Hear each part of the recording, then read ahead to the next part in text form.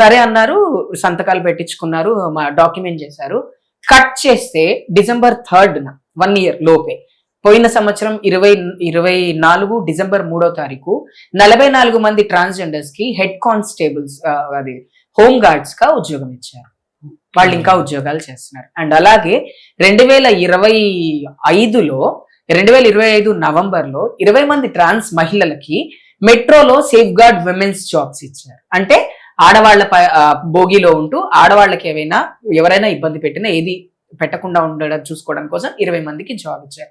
నాకు తెలిసి 176 దేశాల్లో మొట్టమొదటిగా ఇండియాలో తెలంగాణలో మాత్రమే సీఎం గారు 10 సార్లు ట్రాన్స్ కమ్యూనిటీకి సంబంధించి మాట్లాడి వాళ్ళకి వెల్ఫేర్ స్కీమ్స్ ఇవ్వండి, వాళ్ళకి ఉద్యోగ అవకాశాలు ఇవ్వండి అని చెప్పారు. రీసెంట్ గా నిన్న జరిగినటువంటి కేబినెట్ మీటింగ్ లో కూడా నిన్న మన జనవరి 17వ తారీఖు జరిగిన మీటింగ్ లో ట్రాన్స్జెండర్ కి కో యాక్టివ్స్ కింద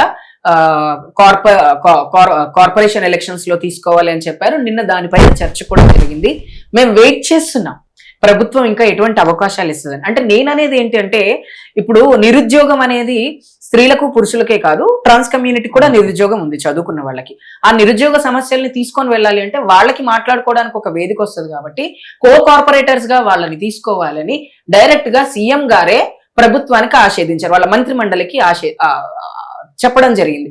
ఇవన్నీ మాకు చూస్తుంటే ఏమనిపిస్తుంది అంటే, మేము ఇన్ని సంవత్సరాలు గొడవ పడ్డాము, ఇన్ని సంవత్సరాలు మేము ధర్నాలు చేశాము, ర్యాలీలు చేశాము, కానీ ఒక సీఎం గారు మా గురించి ఇన్నిసార్లు మాట్లాడుతున్నారు, honourable chief minister of Telangana అంటే ఇట్స్ నాట్ స్మాల్ థింగ్.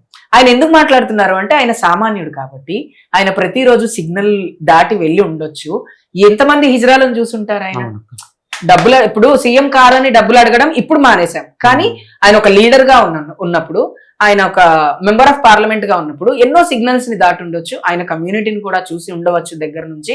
కాబట్టి ఒక సామాన్యుడిగా హిజ్రా కమ్యూనిటీ కూడా సొసైటీలో ఉంది, వాళ్ళ పైన మంచి వాళ్ళకి కూడా ప్రోత్సహించాలనే ఒక ఉద్దేశంతో సార్ ఇన్ని నిర్ణయాలు తీసుకుంటున్నారు. అండ్ నిజంగా చెప్తున్నాను కదా, ఈ 2 సంవత్సరాలు ఆయన 10 సార్లు మా గురించి మాట్లాడారు వేదికల మీద.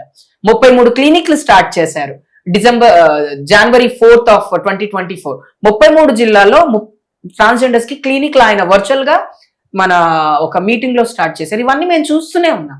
అండ్ హెల్త్ పరంగా మా దగ్గరికి వచ్చారు, అండ్ అలాగే ఉద్యోగ పరంగా మా దగ్గరకు వచ్చారు, అండ్ అలాగే మాకు సస్టైనబుల్ రేషన్ కార్డ్స్ కానీ, డబుల్ బెడ్రూమ్ ఇళ్ళు కానీ, పెన్షన్స్ కానీ ఈ గత ప్రభుత్వం ఉన్న రోజుల్లో మా కోసం ఇంకా పనిచేస్తుంది అన్నటువంటి ఒక హోప్ కూడా మాకు